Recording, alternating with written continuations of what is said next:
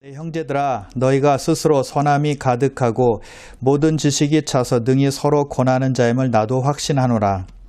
그러나 내가 너희로 다시 생각나게 하려고 하나님께서 내게 주신 은혜로 말미암아 더욱 담대히 대략 너에게 썼노니, 이 은혜는 곧 나로 이방인을 위하여 그리스도 예수의 일꾼이 되어 하나님의 복음의 제사장 직분을 하게 하사 이방인을 제물로 드리는 것이 성령 안에서 거룩하게 되어 받으실 만하게 하려 하심이라.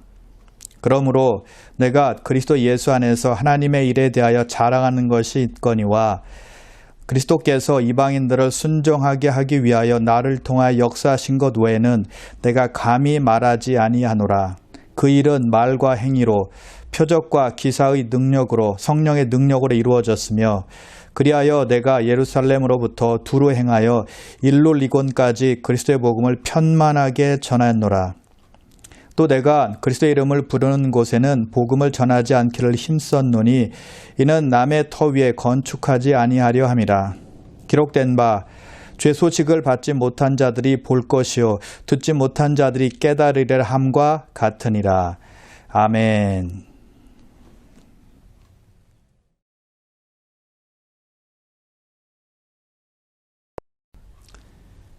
사람은 누구나 다 삶의 방식이 있고 삶의 철학이 있습니다.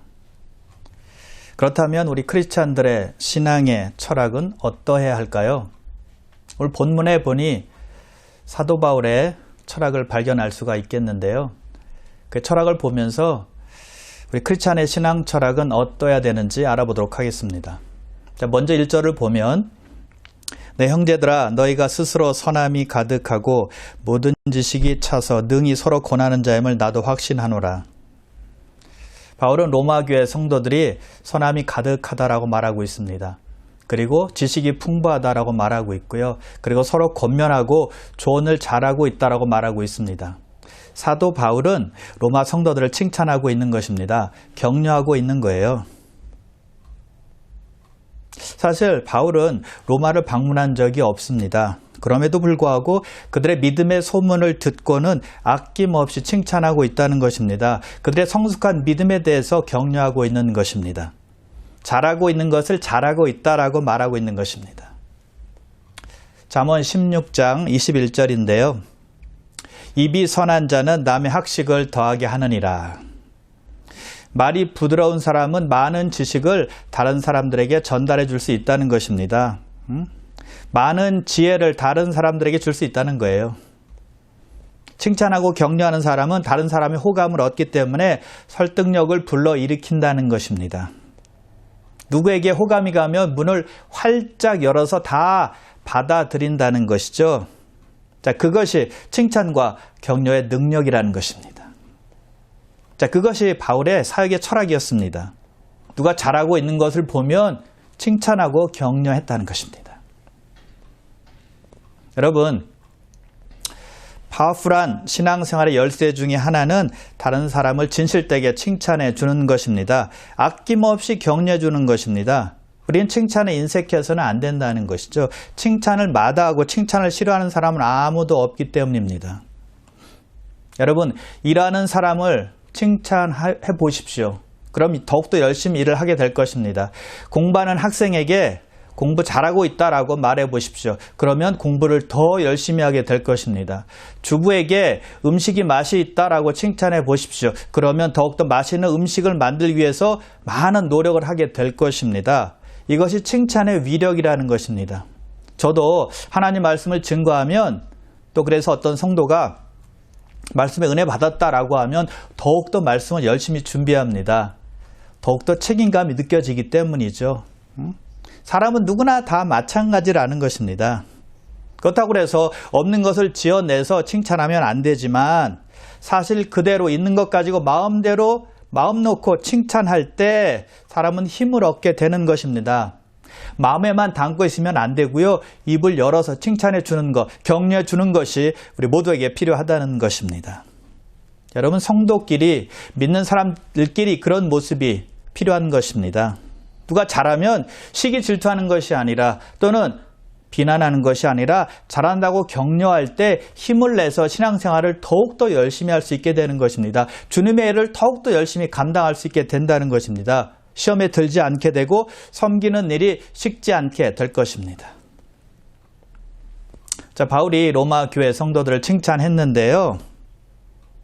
그런데 로마서 앞부분에 보면 바울은 많은 부분을 할애해서 믿음으로 받는 교례에 대해서 설명을 했습니다. 아주 상세하게 말했잖아요. 자, 로마 성도들이 믿음이 있었더라면 그런 말 할 필요가 있었겠습니까? 그런데 바울은 믿는 구원의 도리에 대해서 어떻게 구원을 받는지 이신득의에 대해서 아주 자세하게 앞부분에서 설명했다는 것입니다. 왜 그랬을까요? 15절 보세요. 그러나 내가 너희로 다시 생각나게 하려고 하나님께서 내게 주신 은혜로 말미암아 더욱 담대히 대략 너에게 썼노니. 로마 성도들이 믿음의 교리를 몰라서가 아니라 그들이 믿음이 없어서가 아니라 그들에게 다시 한번 생각나게 해주기 위해서 리마인드 해주기 위해서 다시 썼다라는 것입니다. 여러분 우리도 마찬가지입니다. 한두 번 말씀을 배웠다고 해서 다 된 것이 아니라 반복해서 믿음의 교리를 배우고 익히는 것이 필요하다는 것입니다.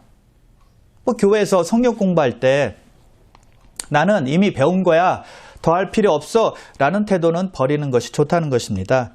다시 공부할 때 새로운 은혜를 경험하게 되는 것이고 믿음을 다시 한번 다질 수 있고 또 교리를 확고히 할 수 있는 기회가 될 수 있기 때문입니다.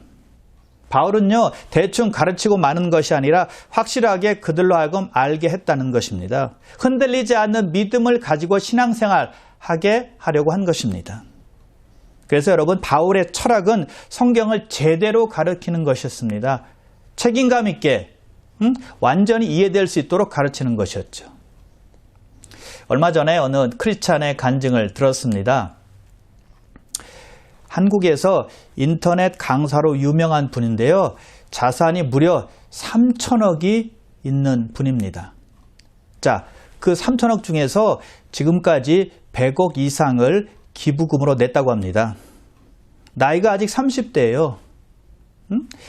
디웨어라는 회사의 현승원 대표입니다. 11조는 물론이고요. 매달 수입에서 20% 기부금을 낸다고 합니다. 자, 근데 그분이 처음 과외를 할 때 한 학생을 가르쳤는데 그렇게 열정적으로 가르쳤다는 것입니다. 예를 들면 이렇게 가르쳤대요. 학생 하나를 놓고 무엇을 가르칩니다. 근데 이해를 잘 못한 것 같아요. 그러면 2시간 후에 다시 보자 라고 해서 2시간 후에 만나면 다시 이해하지 못하는 부분을 가르쳤다는 것이죠. 근데 또 이해하지 못하는 부분이 또 생기는 것입니다. 그러면 2시간 후에 또 만나서 또 가르친 것입니다. 또 이해를 못하면 2시간 후에 또 만나서 또 가르치게 된 것입니다. 완전히 이해할 때까지 가르치고 또 가르쳤다는 것이죠. 그래서 그 학생이 너무 놀라갖고 이제 제대로 된 선생님을 만났다. 진짜 선생님을 만났다라고 그 친구들에게 소문을 내기 시작한 것입니다. 그래서 많은 학생들이 불어나기 시작했다라는 말을 들었습니다. 바울이 그렇게 확실하게 성경을 가르쳤다는 것입니다.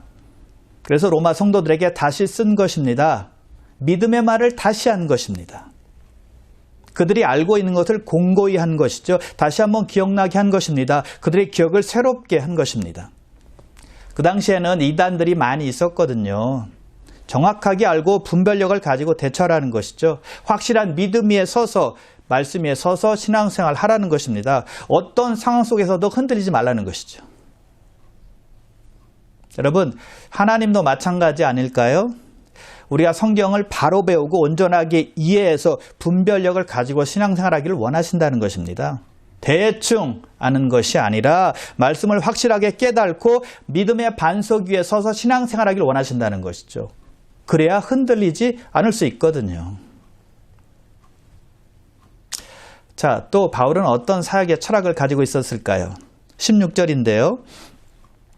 이 은혜는 곧 나로 이방인을 위하여 그리스도 예수의 일꾼이 되어 하나님의 복음의 제사장 직분을 하게 하사 이방인을 제물로 드리는 것이 성령 안에서 거룩하게 되어 받으실 만하게 하려 하심이라.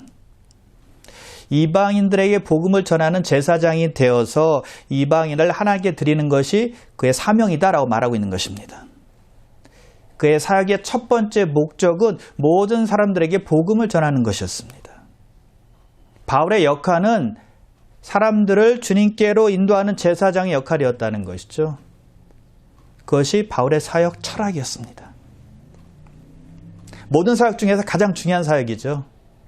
자, 그런데 그것 하기 전에 선행되어야 할 것이 있습니다. 우리 자신이 먼저 하나님께서 기뻐하시는 거룩한 산 제물이 되어드리는 것입니다. 예수님께서 우리의 영원한 대제사장이 되어서 우리를 대신해서 화목제물이 되셨기 때문에 이제 예수 그리스도의 희생제물로 거듭난 우리가 산제물로 드려지기를 하나님께서는 원하신다는 것이죠. 베드로전서 2장 5절입니다. 너희도 산 돌같이 신령한 집으로 세워지고 예수 그리스도로 말미암아 하나님이 기쁘게 받으실 신령한 제사를 드릴 거룩한 제사장이 될지니라. 하나님은 우리가 신령한 집을 세우는 산돌이 되기를 원하십니다. 영적인 집을 지탱하는 거룩한 돌이 되기를 원하신다는 것이죠. 자, 여러분 집을 세우기 위해서는 무엇이 필요합니까? 돌이 필요합니다. 근데 그 돌은 길거리에 너부러져 있는 그 돌이 아니라 다듬어진 돌입니다. 집 짓기에 맞는 돌이 되어야 한다는 것입니다. 그래서 모난 돌은 다듬고 깎아서 사용하게 된다는 것이죠. 우리가 영적인 집에 맞게 다듬어지고 깎여지는 돌이 되어야 한다는 것입니다. 그것이 살아있는 돌입니다. 그래야 하나님의 목적에 맞는 돌로 쓰임받게 된다는 것입니다. 자, 그래서 우리는 먼저 신령한 집에 맞는 돌이 되어야 한다는 것입니다. 그리고 영적인 제사를 드릴 거룩한 제사장이 되어야 한다는 것이죠. 자, 그래서 영적인 제사장은 두 가지를 해야 되는데 하나는 스스로 거룩한 제물이 되어 드리는 것이고 또 하나는 사람들을 거룩한 제물로 드릴 수 있어야 된다는 것입니다. 그래서 바울은 이방인들을 제물로 드리는 제사장의 역할을 하는 것이 자기의 직분이다라고 말하고 있는 것입니다. 그래서 여러분 우리도 왕 같은 제사장이다라는 사실을 결코 잊으면 안 된다는 것입니다. 제사장으로서 주변을 살펴봐야만 합니다. 제사장으로서 사람들을 바라볼 줄 알아야 된다는 것입니다. 제사장으로서 상황과 환경을 바라볼 줄 알아야 된다는 것입니다. 왜냐하면 하나님은 우리가 사람들을 하나님께 제물로 드릴 수 있는 기회를 생활 속에서 주시기 때문이에요. 주변에 슬픈 일을 당한 사람이 있습니다. 그에게 찾아가서 말로 따뜻하게 위로하고 그에게 한 끼를 대접하는 것도 아마 향기로운 제물이 될 것입니다. 어려움에 빠져 있는 사람이나 상처받는 영혼들을 위로하고 도울 때 하나님께서 기뻐하시는 제물이 될 수 있다는 것입니다. 그러면 자연스럽게 복음을 전할 수 있는 기회도 만들어지는 것입니다. 복음을 전하기 위해서 일부러 가서 위로하고 일부러 돕는 것이 아니라 힘들어하고 있는 사람의 입장에서 말해주고 생각하고 그들을 위로하고 도울 때 하나님께서 그들의 마음을 활짝 열어주신다는 것입니다.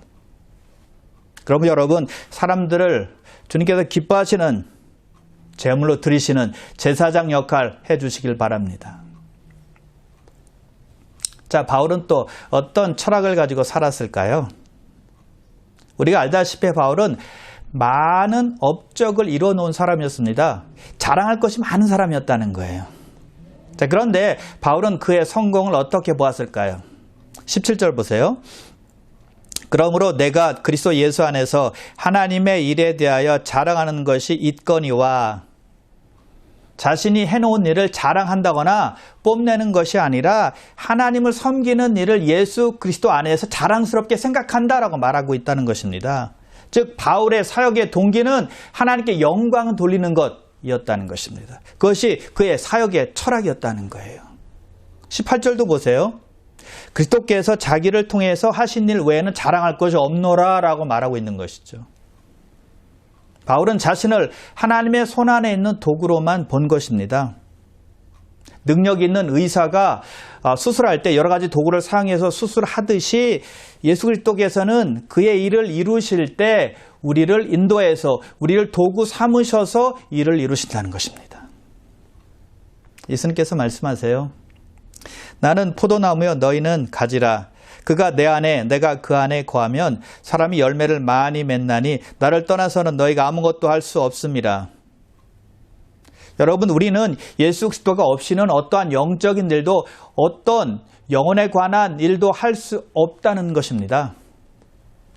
예수 그리스도께서 우리를 인도하셔서 우리를 도로 사용하실 때 가능하다는 거예요. 그래서 17절에서 그렇게 위대한 바울 사도도 성령의 능력으로 표적과 기사가 이루어졌다라고 말하고 있는 것입니다. 성령의 능력으로 예루살렘에서 일루리곤까지 복음이 전해졌다라고 말하고 있다는 것이죠. 누구의 능력으로요? 성령의 능력으로. 19절에 보면 표적이라는 단어가 나오는데요. 이 단어는 기적을 통해서 어떤 사람의 사역을 증명하고 확증하는 것을 말하는 것입니다. 사도행전에 보면 사도들이 많은 사역을 통해서 많은 기적을 일으켰습니다. 그것이 표적입니다. 하나님께서 기적을 사용하셔서 그들이 예수 그리스도의 사도인 것을 증명한 것입니다. 확증한 것입니다. 표적과 기사들이 하나님의 말씀이 전파되고 있다는 것을 증명한 것이죠. 자, 그렇다면 여러분, 오늘날 하나님의 말씀이 전파되고 있다는 증거는 어떻게 알 수 있을까요? 그 표적은 무엇일까요? 사람들이 구원받는 것입니다. 사람들의 삶이 변화되는 것이죠. 또 원수끼리 서로 화해하는 것이고요. 또 사람들이 주 안에서 기쁨을 찾는 것이고, 사람들이 주 안에서 변화되고, 사람들이 주 안에서 삶의 목적을 갖는 것이죠. 그것이 지금 큰 표적이라는 것이죠. 큰 증거라는 것이죠. 하나님의 말씀이 전파되고 있다라는 것을 확증하는 것입니다. 그래서 여러분들이 그런 일들을 보신다면 하나님의 말씀이 전파되고 있구나라고 생각하시면 되는 것입니다. 하나님의 역사가 사람들 안에서 일어나고 있구나라고 생각하시고 감사와 찬송과 영광을 하나님께 돌려드리시길 바랍니다. 교회 안에서 사람들이 변화되고 믿음이 성장하는 것을 보면 하나님의 말씀이 온전히 전파되고 있구나라는 것을 알 수 있다는 것입니다. 자, 그런데 우리들 삶 속에서 변화가 없습니다. 기쁨이 없습니다. 은혜가 없습니다. 무슨 일이 일어난 것일까요? 하나님의 말씀은 역사하는데 우리가 순종하지 않아서일 것입니다. 우리가 하나님의 말씀에 실천하지 않아서일 것입니다. 자, 바울은 19절에 보면 예루살렘에서 일루리곤까지 복음을 전했다고 했는데, 일루리곤은 로마 제국 안에 있는 나라였습니다. 지금으로 말하면 구 유고슬라비아 지역이었습니다. 바울은 예루살렘에서 일루리곤까지 복음을 전했다라는 것입니다. 그리고 그 전에는 로마 제국의 동쪽 편인 소아시아 지역에서 복음을 전했습니다. 지금의 터키 지역이죠. 자, 그런데 지금은 바울은 로마 제국의 서쪽 끝인 서바나, 즉 스페인으로 갈 준비가 되어 있다라고 말하고 있는 것입니다. 로마를 거쳐서 스페인으로 갈 것이다라고 말하고 있는 것입니다. 사역이 하나님 손안에 있고 하나님께 영광을 돌릴 때 하나님의 일이 어떻게 성장하는지, 어떻게 퍼져가는지 잘 알 수가 있다는 것입니다. 놀라운 일이 벌어진다는 것입니다. 지금 바울이 있는 곳에는 일할 정도가 없을 정도였습니다. 그래서 여러분, 위대한 사역은 누구에게 영광 돌리냐에 달려있는 것입니다. 우리가 아니라 하나님께 영광 돌릴 때 그 사역은 위대한 사역이 되는 것입니다. 놀라운 역사가 일어난다는 것이죠. 사람들 사이에서 하나님의 역사를 경험할 수가 있다는 것입니다. 그래서 바울의 사역의 목적은 하나님께 영광을 돌리는 것이었습니다. 그것이 그의 목회 철학이었다는 것이죠. 그리고 바울의 사역 철학은 계획을 세우는 것이었습니다. 어떤 계획이었을까요? 사도 바울은 교회를 세우는 처치 플랜터였습니다. 가는 곳마다 교회를 세우고 그 교회 리더를 세웠습니다. 그리고 또 다른 곳으로 가서 교회를 개척하고 그것에 또 지도자를 세웠습니다. 즉 바울은 교회가 없는 곳으로 가서 교회를 세웠다는 것이죠. 바울은 스페인으로 갈 계획을 가지고 있었는데 그곳에 교회가 없었기 때문에, 복음이 전해지지 않았기 때문에 그것으로 가려고 한 것입니다. 교회가 없는 곳에 교회를 세우는 것이 그의 목회 계획이었고 목회 철학이었다는 것입니다. 그래서 20절에 보세요. 또 내가 그리스도의 이름을 부르는 곳에는 복음을 전하지 않기를 힘썼노니 이는 남의 터 위에 건축하지 아니하려 함이라. 바울은 복음이 전해지지 않은 이방 땅에 가서 복음 전하는 것을 원칙으로 세운 거예요. 이미 복음 전해진 곳에는 큰 의미가 없다는 것입니다. 교회가 세워져서 복음이 잘 증거되고 있는데 같은 곳에 또 교회를 세울 필요가 없다는 것이죠. 물론 다른 사람이 개척한 곳에 가서 사역을 계속 이어가는 것이 잘못되었다라는 뜻이 아니라 남이 한 번도 추하해보지 않은 미개척지에 가서 교회를 세우는 것, 그것이 그의 플랜이었다는 것입니다. 바울에게는 프론티어 정신이 있었다는 거예요. 여러분, 한국에 처음 오신 선교사님들이 그런 분들이 아닐까요? 여러분, 한국 땅은 낯선 땅이었습니다. 언어, 문화 다 달랐습니다. 그리고 그 당시에는 서양 문물을 잘 받아들일 수 없는 때였습니다. 복음이 전혀 전해지지 않은 무지한 땅에 오신 것입니다. 이미 복음이 전해졌던 곳으로 갈 수 있었지만 오직 복음 하나 들고 한국을 사랑하는 마음으로 한국 땅에 온 것이죠. 그분들로 인해서 우리 대한민국이 복음의 꽃을 피운 것 아닙니까? 정말 감사한 일이죠. 하나님의 은혜입니다. 바울이 그런 일을 한 것입니다. 아무도 복음을 전하지 않은 곳, 미개척지에 가도 복음을 전하는 것이죠. 자, 이것을 현대교회에 우리가 좀 적용해 볼 수 있겠는데요. 교회가 많이 있는 곳에 또 다른 교회를 누가 세운다고 생각해 보십시오. 그렇게 교회를 세우는 이유는 전부는 아니겠지만 이미 믿은 성도들, 다른 교회 신자들을 타겟하는 마음이 있다라고 봐야만 합니다. 복음이 들어가지 않은 곳에 가서 교회를 세우고 복음을 전해야 되는데 남이 세운 곳에 들어가서 남이 애써 읽어놓은 것을 쉽게 차지하겠다는 심보일 것입니다. 그러면 순수하게 복음을 전하기는 힘들다는 거예요. 교회끼리 감정 싸움이 일어날 수도 있고 교회가 서로 경쟁하듯이 어떤 성도든 어떤 사람이든 다른 교회 교인이든 아니든 상관없이 무조건 우리 교회로, 내 교회로 끌어들이기만 한다라는 식이 될 것입니다. 여러분, 그래서야 복음이 잘 전파될 수 있겠습니까? 그것은 진정한 의미에서의 교회는 아닐 것입니다. 물론 어떤 특별한 상황이 있을 수도 있겠지만 대개는 순수하지 못한 마음이 크다는 것입니다. 그래서 바울은 남의 터 위에 건축을 하지 않겠노라 라고 말하는 것입니다. 여러분, 우리는 다시 한번 교회 존재 목적을 기억해야만 합니다. 예수님께서 말씀하십니다. 마태복음 28장 19절에서 20절인데요. 그러므로 너희는 가서 모든 민족을 제자로 삼아 아버지와 아들과 성령의 이름으로 세례를 베풀고 내가 너에게 분반 모든 것을 가르쳐 지키게 하라. 예수를 전해서 성삼위일체 하나님의 이름으로 세례를 베풀고 예수님께서 명령하는 것을 가르쳐 지키는 것, 이것이 교회의 사명이라는 것입니다. 그런 사람들로 하여금 우리가 있는 곳에서, 우리가 일하는 곳에서, 우리가 사는 곳에서 예수의 제자로 살아가게 하는 것입니다. 그래서 바울은 그렇게 복음 전할 계획을 세웠다는 것이죠.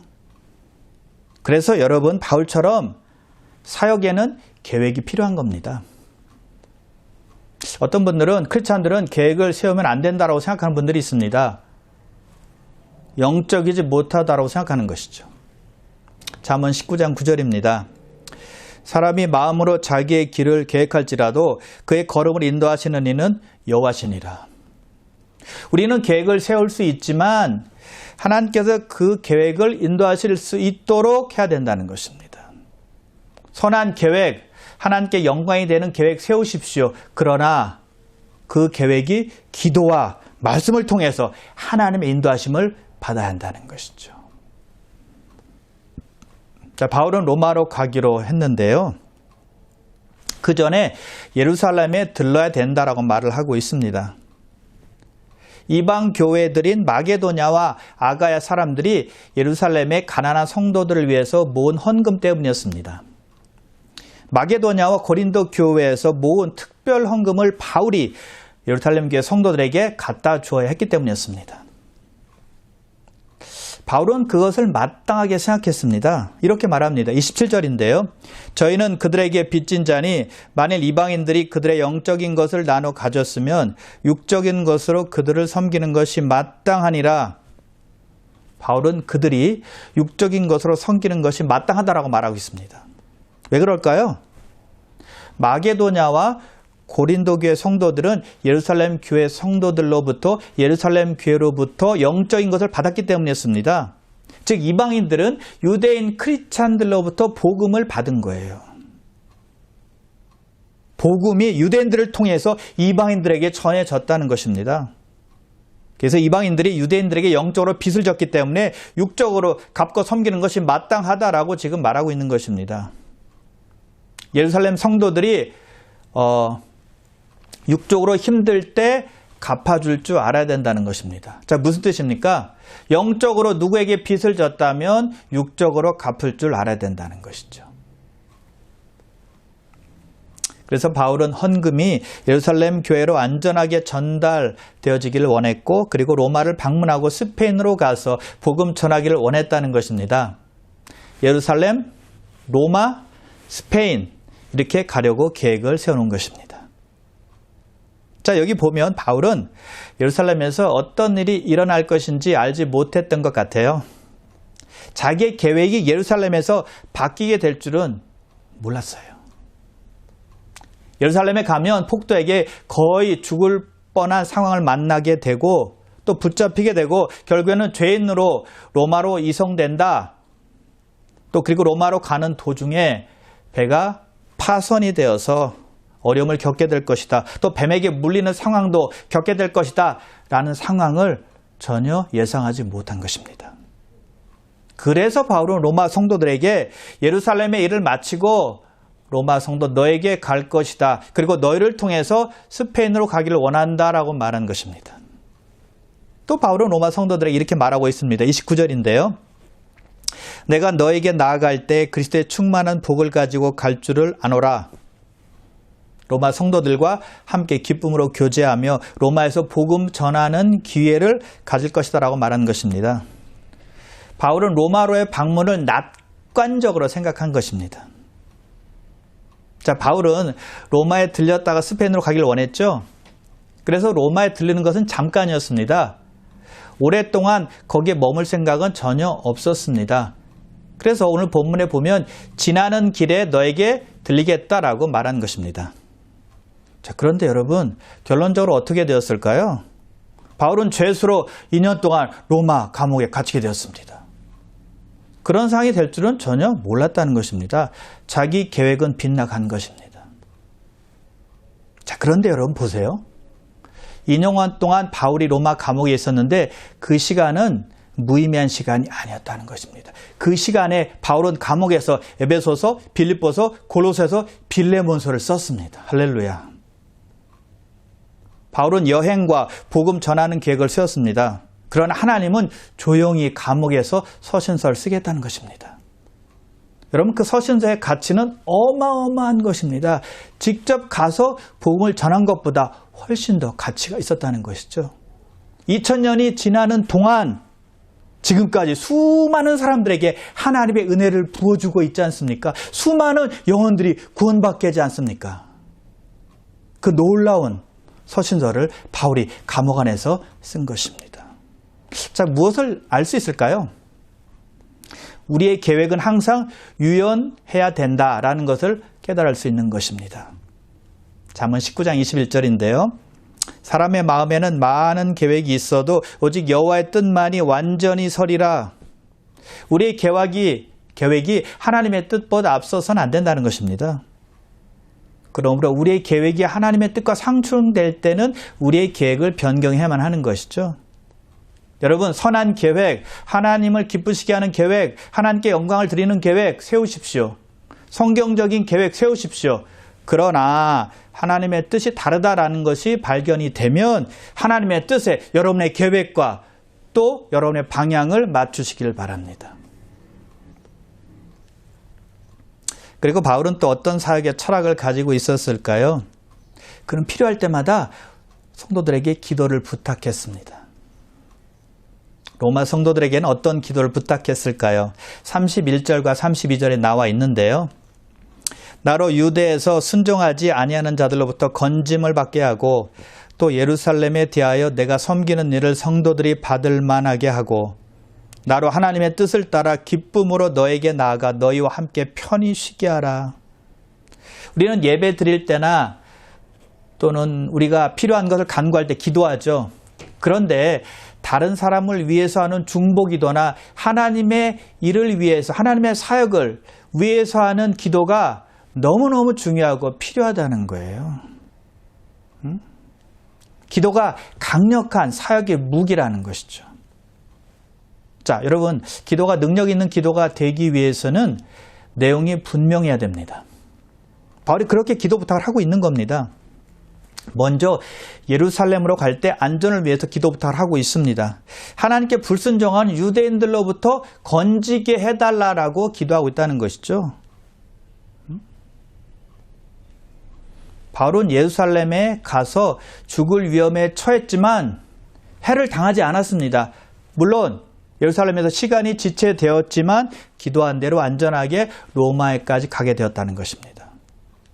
또 바울은 바울이 꼭 가지고 가는 헌금이 예루살렘 성도들의 기쁨이 되게 해달라고 기도 부탁을 했습니다. 그것도 역시 응답이 되었습니다.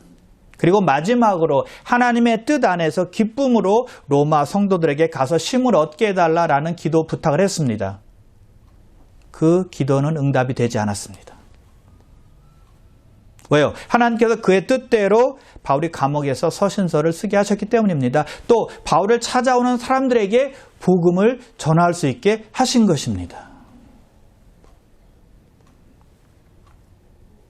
바울은 로마 성도들에게 기도 부탁을 하고 나서 이제 그들을 위해서 바울이 기도하고 있습니다. 마지막 절 33절입니다. 이렇게 기도합니다. 평강의 하나님께서 너희 모든 사람과 함께 계실지어다. 아멘. 여기 보면요, 바울은 단 한 가지만을 위해서 기도하고 있습니다.